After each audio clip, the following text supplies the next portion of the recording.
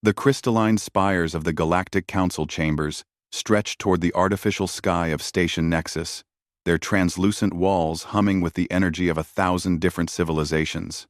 Inside the Great Assembly Hall, representatives from across the galaxy had gathered for what many believed would be the final session before declaring war on humanity. Ambassador Zexthara of the Velkhani Dominion stood at the central podium, her 6 arms gesturing dramatically as holographic displays showed human colonial expansion across disputed sectors. The Velkhani were an ancient race, their chitinous exoskeletons gleaming under the chamber's bioluminescent lighting. They had ruled their corner of the galaxy for millennia before these upstart humans arrived with their crude metal ships and aggressive territorial claims. Honored delegates, Zexthara's voice resonated through the chamber's translation matrix. We stand at a crossroads. For 3 decades, we have attempted diplomatic solutions with the human collective. We have offered them designated sectors, trade agreements, even technological exchanges, yet they continue to expand beyond their allocated boundaries, establishing colonies in systems we have marked as protected zones. The chamber buzzed with agreement. The hegemony of Keth, a warrior culture that valued honor above all else, had lost 2 mining worlds to human expansion.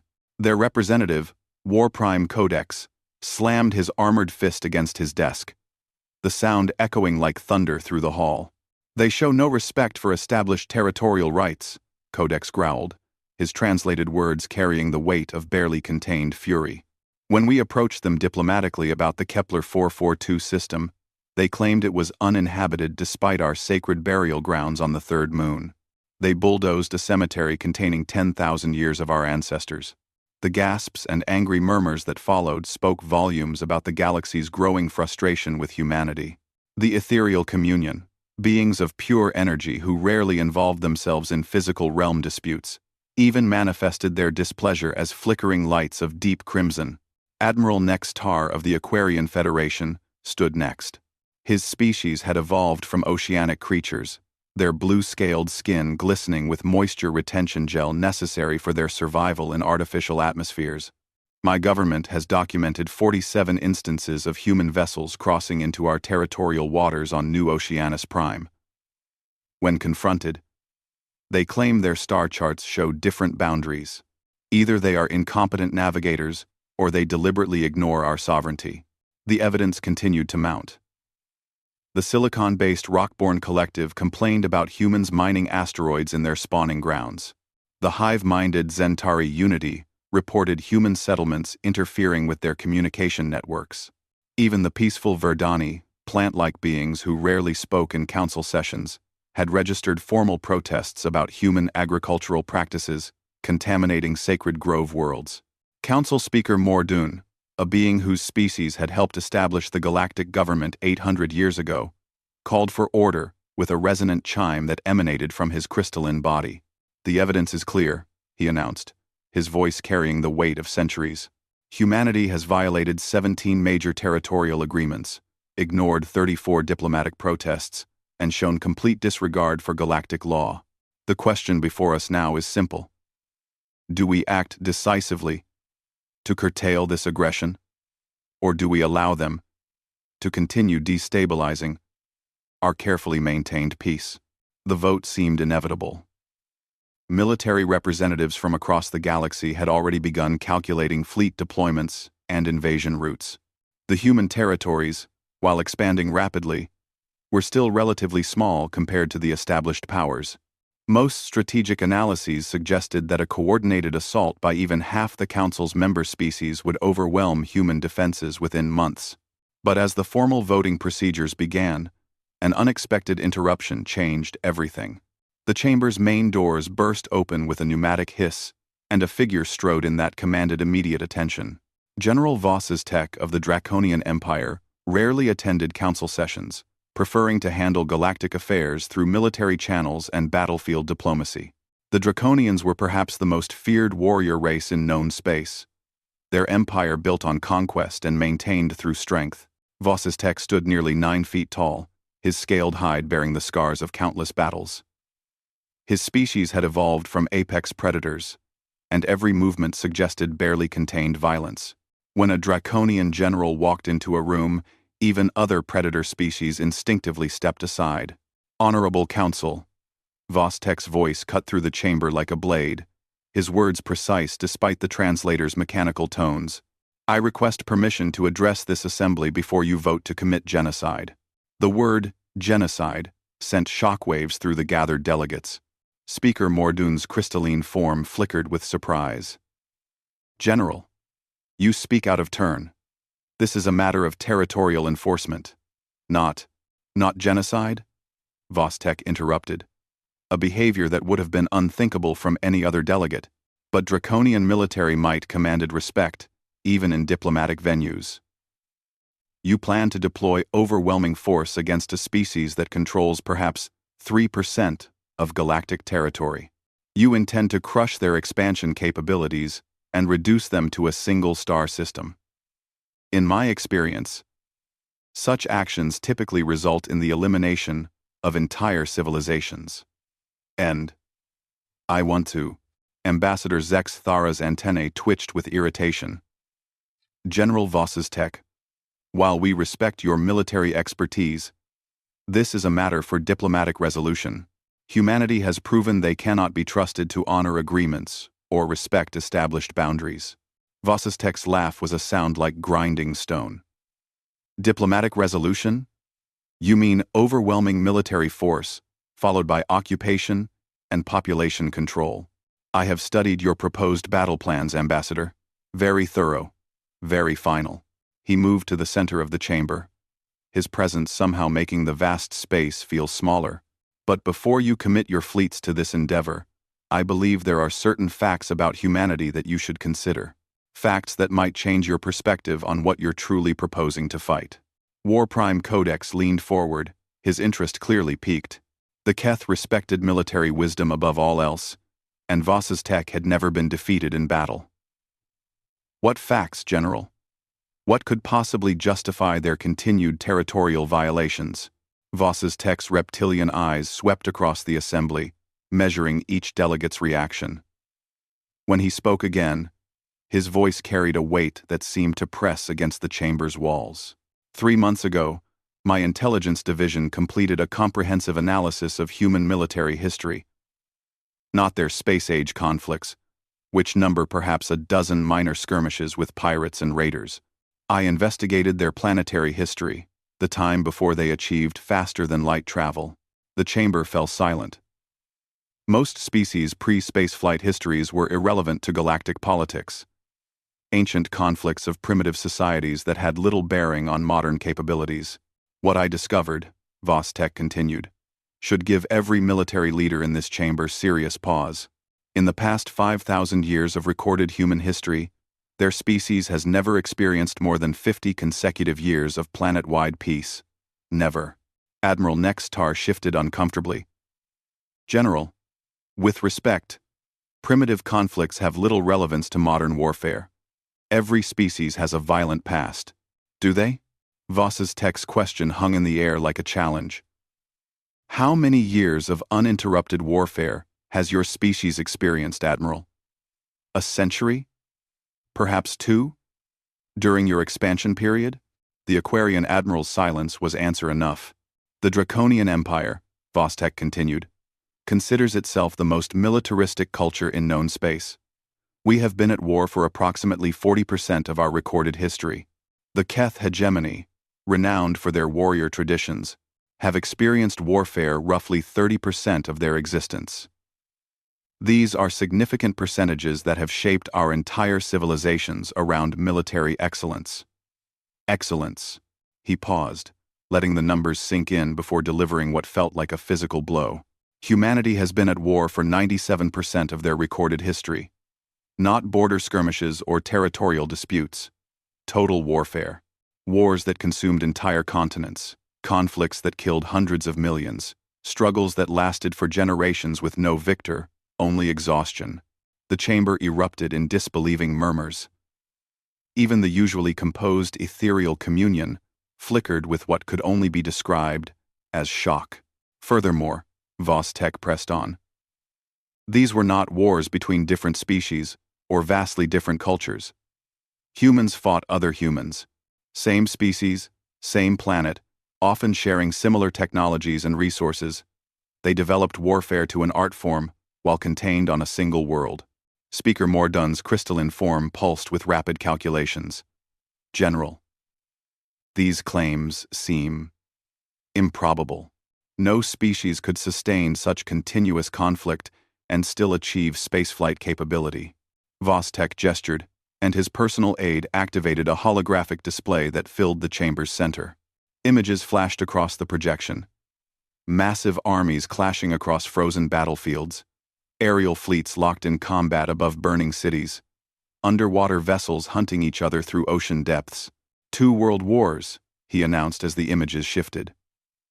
Global conflicts that engulfed their entire planet within a span of 30 years. The second conflict alone resulted in over 70 million casualties. They developed weapons capable of destroying cities in single attacks, then chose not to use them because they understood the consequences.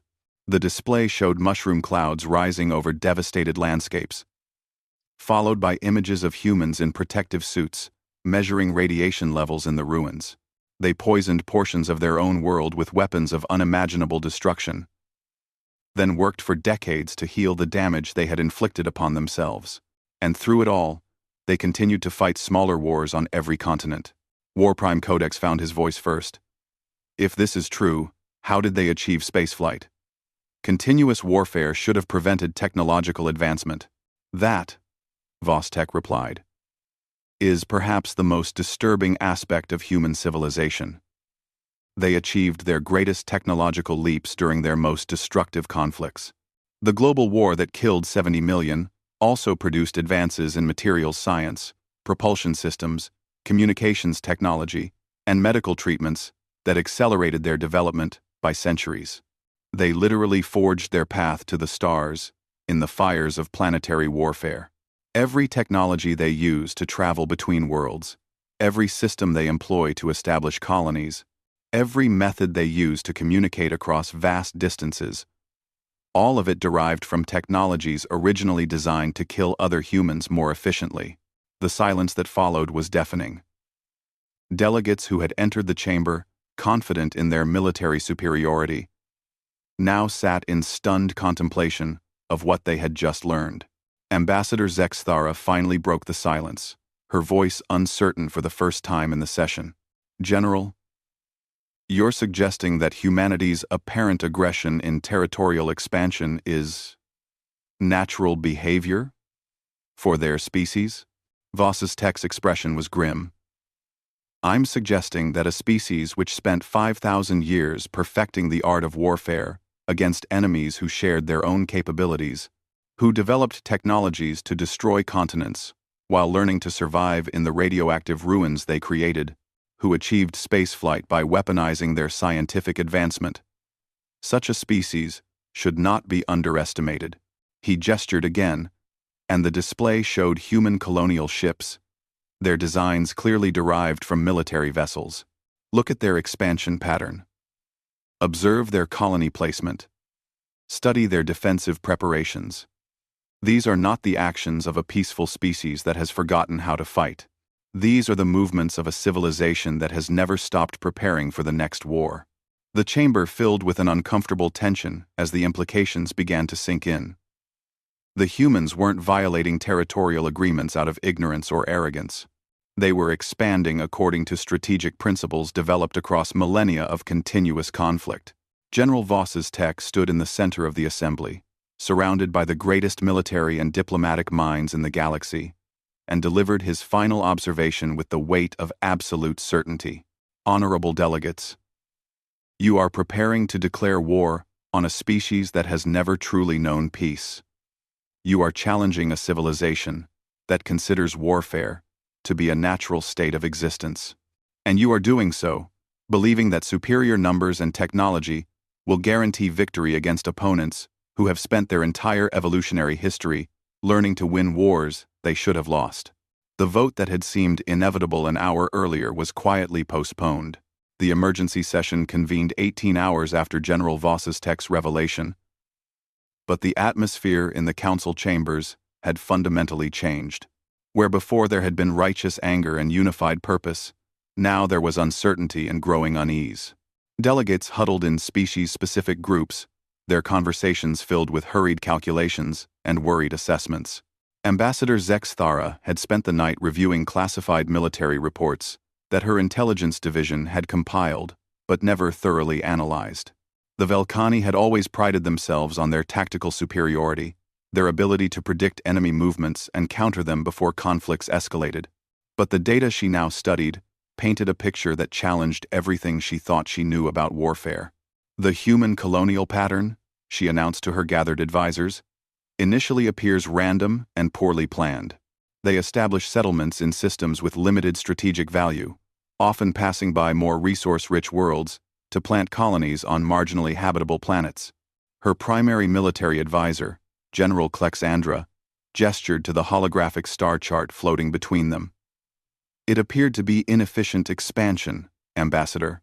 We assumed they lacked proper strategic planning capabilities. But if we analyze their positions assuming they expect future conflict, Zex Thara continued, her voice growing more troubled, the pattern becomes disturbingly logical. Every random colony is positioned to provide early warning of fleet movements. Every poorly chosen settlement controls a hyperspace junction or asteroid field that could serve as a natural defensive barrier. The implications were staggering. While the galactic powers had been viewing human expansion as chaotic and aggressive, the humans had been quietly establishing a defensive network that would make any invasion exponentially more difficult. In the main chamber, Speaker Mordoon called for order, though his usual confident demeanor was notably absent. The crystalline being's internal light patterns flickered with rapid information processing as he addressed the assembly. General Voss's tech has agreed to present additional findings to this council, he announced. Given the serious nature of yesterday's revelations, we have decided that full transparency is necessary before any military action is considered. Quote, Voss's tech returned to the central podium, but this time he was accompanied by Dr. Zeth Mara, the galaxy's foremost xenoanthropologist. The elderly academic had spent her career studying species development patterns, particularly the relationship between conflict and technological advancement. Honorable delegates, Dr. Zeth Mara began, her voice carrying the authority of decades spent analyzing civilizations. I have spent the past day reviewing human historical data at General Voss's tech's request. What I have discovered challenges our fundamental understanding of species development. She activated a comparative display showing evolutionary timelines for various galactic species. Most civilizations follow predictable development patterns. Early tribal conflicts give way to periods of unity as resources become scarce. Unity leads to technological advancement. Advanced technology enables spaceflight and galactic expansion. At that point, most species transition to diplomatic solutions because the cost of interstellar warfare typically exceeds any potential benefits. The display highlighted humanity's timeline in contrasting red. Humans followed this pattern until they achieved planetary unity approximately 200 years ago. But instead of transitioning to peaceful technological development, they experienced what can only be described as evolutionary acceleration. Warprime Codex leaned forward, his interest clearly piqued. Explain this acceleration, Doctor. Once humans eliminated large-scale warfare from their own planet, she continued, they didn't become peaceful. Instead, they redirected their conflict-focused evolution toward what they termed preparation protocols. They began planning for threats that didn't exist, developing technologies for enemies they had never encountered, creating military strategies for scenarios that were purely theoretical. The display shifted to show human technological development curves. In the 2 centuries between achieving planetary peace and their first interstellar voyage, humans advanced their military technology at a rate that exceeded their previous wartime development speed. They were literally preparing for galactic warfare before they knew the galaxy existed.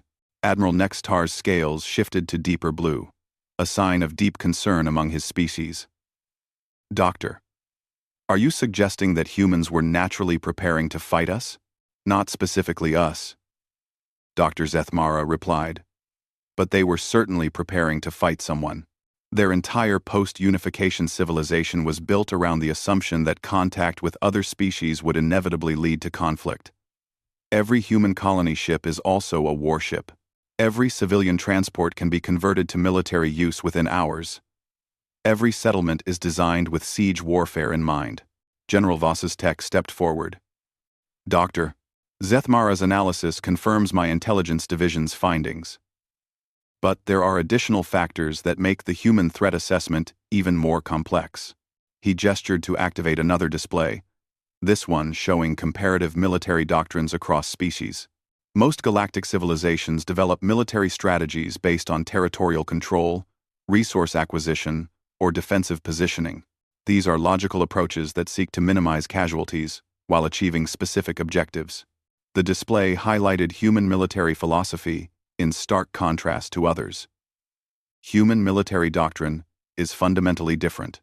They have developed what they call total war concepts that seek not just victory, but the complete destruction of enemy capability to wage future conflicts.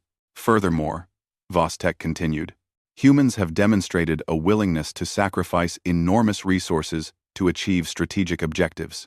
During their World War II, they spent approximately 40% of their planetary economic output on military operations for 6 consecutive years.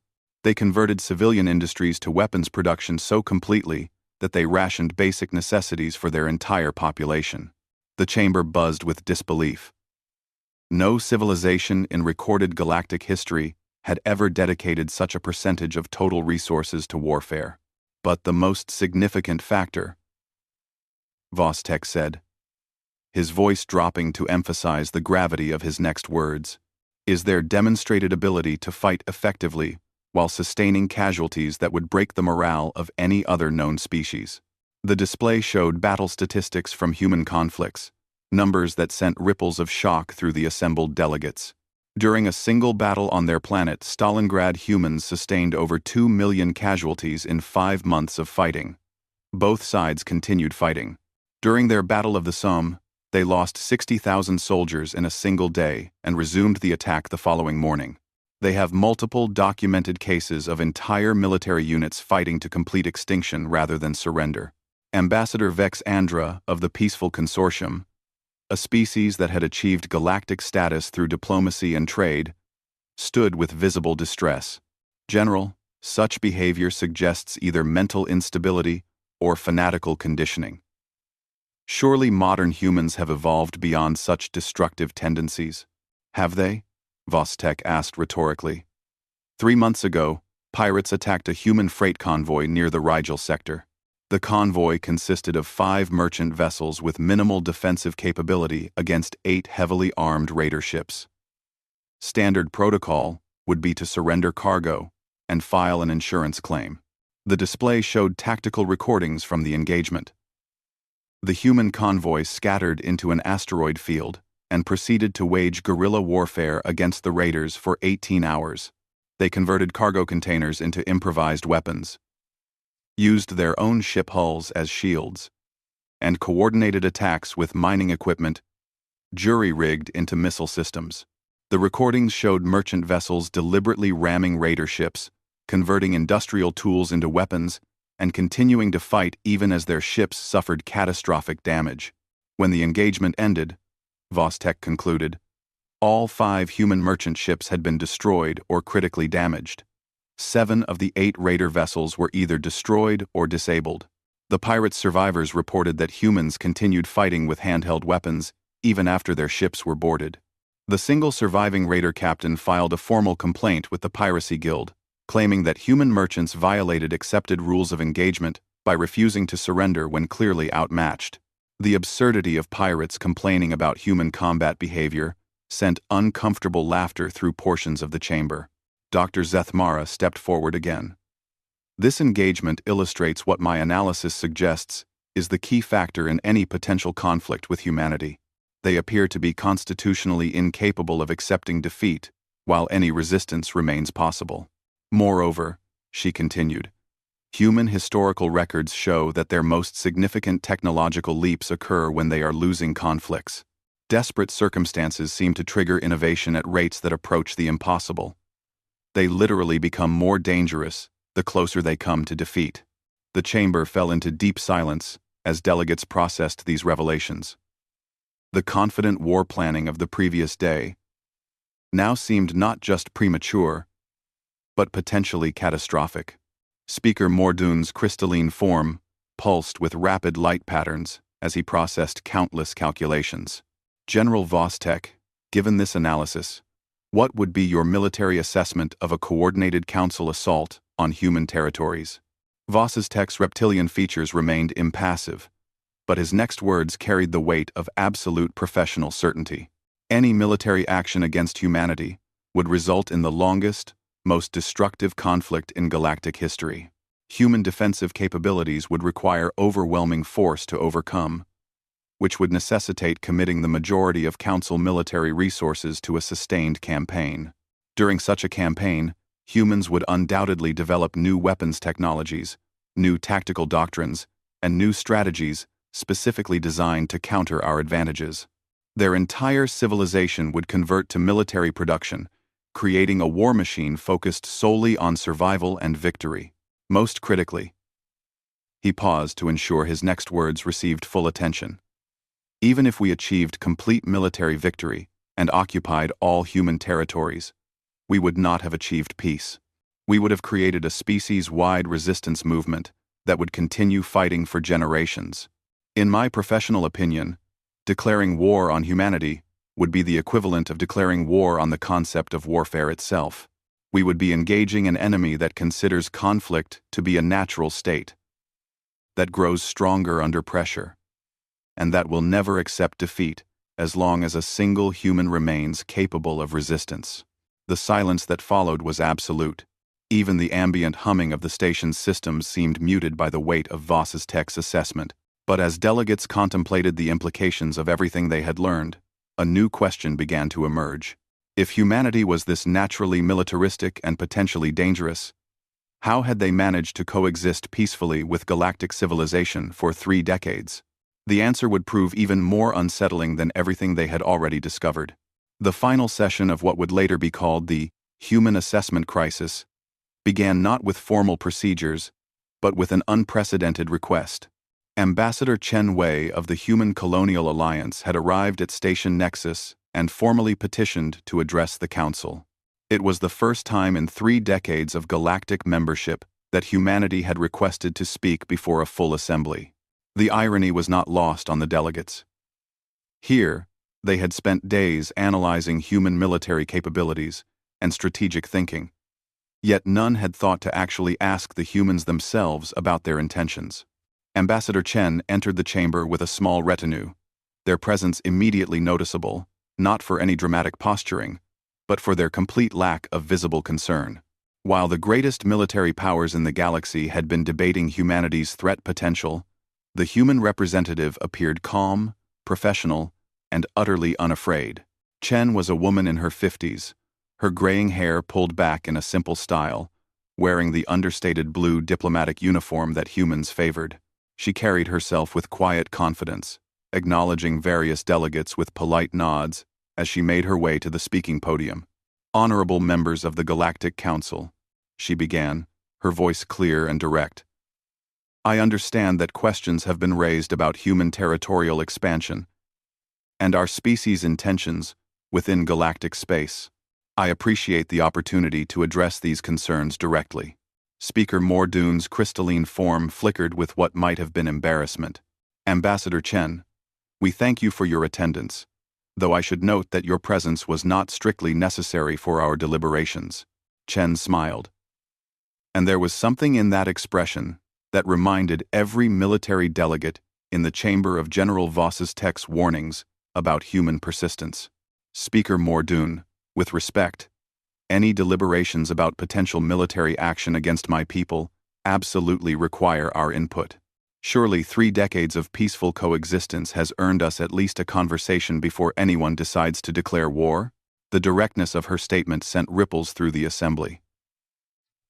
Most diplomatic communications involved layers of protocol and careful language. Chen had just acknowledged the war discussions with casual matter-of-factness, as if she had been aware of the proceedings all along. General Vossistek leaned forward, his predator's instincts recognizing something significant in the human's demeanor. Ambassador, how long has the Human Colonial Alliance been aware of these council discussions? About 6 hours after they began, Chen replied without hesitation. We maintain monitoring stations throughout this sector, General. Standard security protocol for any spacefaring civilization. The casual admission that humans had been conducting surveillance on the galaxy's most secure station sent shockwaves through the chamber. Admiral Nextar's scales shifted to alarmed purple. Ambassador, Station Nexus is protected by the most advanced screening systems in galactic space. Unauthorized monitoring is impossible. Unauthorized, yes, Chen agreed pleasantly. But we never claimed our monitoring was unauthorized. We requested permission to establish security protocols when we joined the Council 30 years ago. The request was approved by Committee Resolution 2847 Delta. She gestured to her aide, who projected a holographic document showing the relevant authorization, complete with official council seals and approval signatures. Dr. Zethmara examined the document with growing amazement. Ambassador, this authorization was for standard diplomatic security measures. The scope of surveillance you're describing goes far beyond. Dr. Chen interrupted gently. The authorization permits us to employ necessary measures to ensure the security of human diplomatic personnel and assets within Council space. Given that our diplomats operate in an environment surrounded by wrecked military powers that could obliterate our entire species, we interpreted necessary measures rather broadly. War Prime Codex found himself caught between admiration and alarm. You've been spying on the entire galaxy for 3 decades? We prefer maintaining situational awareness, Chen replied. And not the entire galaxy. War Prime. Just the parts that might decide to invade our territory. The implications were staggering. While the Council had been debating human military capabilities, the humans had been quietly monitoring Council military capabilities for 3 decades. Ambassador Zexthera's antennae twitched with nervous energy. Ambassador Chen, if humanity has been aware of our military assessments and strategic planning, why have you maintained this territorial expansion pattern that has caused so much concern? Chen's expression became more serious. Ambassador, I think there's been a fundamental misunderstanding about human intentions. We haven't been expanding aggressively, we've been expanding defensively. She gestured, and her aide projected a 3-dimensional map of human territory and surrounding galactic powers. 30 years ago, when we joined galactic civilization, we were assigned a single star system and told we could expand into available territory as resources permitted. We quickly realized that available territory meant space that no one else wanted, usually because it was strategically worthless or too difficult to develop. The display highlighted human colonies in red, showing their positions relative to major galactic powers. So we developed a simple strategy. Establish settlements in locations that would provide early warning if anyone decided to eliminate us. Every human colony is positioned to detect fleet movements that might threaten our home system. Every settlement is designed to delay advancing forces long enough for our people to prepare defenses or evacuate if necessary. General Vostek studied the display with professional interest. Ambassador, this deployment pattern assumes that galactic powers would eventually attack human space. Why would you make such an assumption? Chen's smile was sad rather than bitter. General, in 30 years of galactic membership, we have received 47 formal territorial challenges, 32 accusations of treaty violations, 18 trade embargo threats, and 11 direct suggestions that we would be better suited to a smaller territorial allocation. We have been told that our expansion rate is excessive, despite controlling less than 3% of galactic space. We have been accused of aggressive colonization, for establishing settlements in systems that were officially designated as unoccupied. We have been criticized for militaristic behavior, for building defensive installations around our colonies. She gestured to include the entire assembly.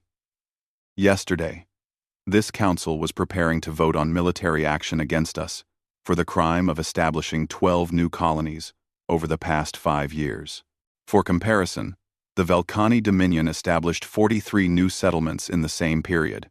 The chamber filled with uncomfortable silence as delegates realized the accuracy of her statement. So yes, General, Chen continued. We assumed that galactic powers would eventually attack us, not because we wanted conflict, but because 30 years of experience taught us that our neighbors view human expansion as inherently threatening, regardless of scale or justification. Dr. Zethmara found her voice first. Ambassador, given your species' military history and capabilities, why have you not responded more assertively to these provocations? Chen's expression became genuinely puzzled. Doctor, why would we? We joined galactic civilization specifically to avoid the kind of endless warfare that characterized our planetary history. The last thing we want is to repeat those patterns on an interstellar scale. But surely, Warprime Codex interjected, your species must feel the urge for conquest, for expansion, for military dominance? General Voss's text analysis suggests these are fundamental aspects of human nature. Warprime, with respect to General Voss's text's excellent research, I think he may have misinterpreted some key aspects of human psychology. Chen paused, choosing her words carefully.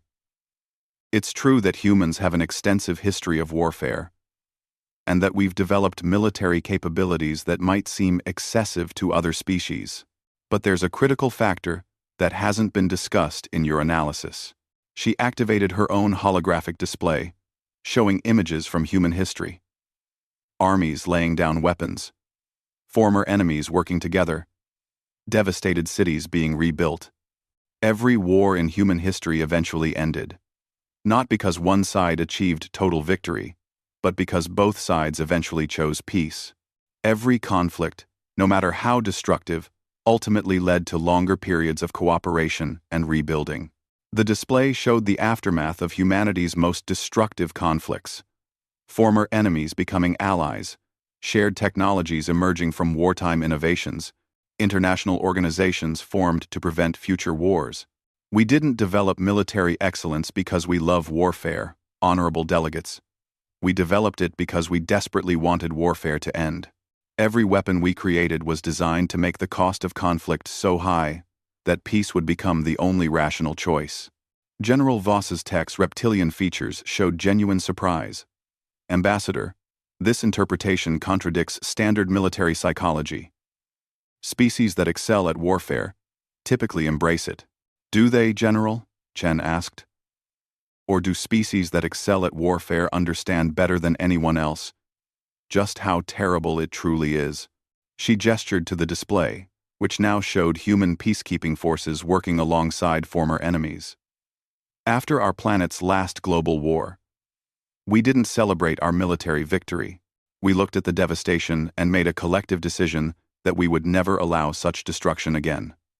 Every military advance since then has been focused on deterrence, not conquest. The same principles guided our approach to galactic civilization. We joined the Council because we hoped to find what we had achieved on our own world. A community where conflicts could be resolved through diplomacy, rather than warfare. RRS. Ambassador Zexthara's voice carried a note of genuine confusion. But Ambassador, if humanity desired peace, why did you develop such extensive defensive preparations? Why the surveillance networks? Why design every colony as a potential fortress? Chen's expression became somber. Because, Ambassador, we learned that hoping for peace and preparing for war are not contradictory activities. They are complementary necessities. We monitor galactic military activities, not because we plan to attack anyone, but because we refuse to be caught unprepared if someone attacks us. We build defensive installations not because we want to fight, but because we want anyone considering aggression to understand that the cost would be prohibitively high. And we continue expanding into worthless territories, because we know that survival sometimes requires having nowhere left to retreat to. The chamber fell silent as the delegates processed this fundamental reframing of everything they thought they understood about human intentions. Speaker Mordoon's crystalline form pulsed with rapid calculations. Ambassador Chen, are you suggesting that human military preparations are entirely defensive in nature? I'm suggesting, Speaker Mordoon, that human military preparations are designed to make military conflict unnecessary. The best way to avoid a war is to ensure that anyone considering starting one understands they cannot win it quickly or cheaply. She paused, then delivered what would become the most quoted statement in galactic diplomatic history. Honorable delegates, you have spent the past 3 days analyzing human military capabilities and concluding that we are too dangerous to be allowed to continue expanding. You have reached this conclusion despite 30 years of peaceful coexistence, despite our consistent adherence to all treaty obligations, and despite the fact that we have never initiated hostilities against any galactic power. I would suggest that this reaction proves exactly why humanity requires extensive defensive preparations. We are considered threatening not because of what we have done, but because of what you fear we might do. We are viewed as dangerous not because of our actions, but because of our capabilities. And that, honorable delegates, is precisely why we will continue to expand our defensive networks, continue to monitor potential threats, and continue to prepare for conflicts we hope will never come. Because the alternative is to trust that fear and misunderstanding will not eventually overcome wisdom and diplomacy. And human history has taught us that such trust is often misplaced. As Ambassador Chen concluded her address and left the chamber, the delegates sat in contemplative silence. The vote to declare war on humanity was not postponed again. It was quietly withdrawn from consideration altogether. The humans, it seemed, understood galactic politics far better than galactic politics understood humanity. And that realization changed everything.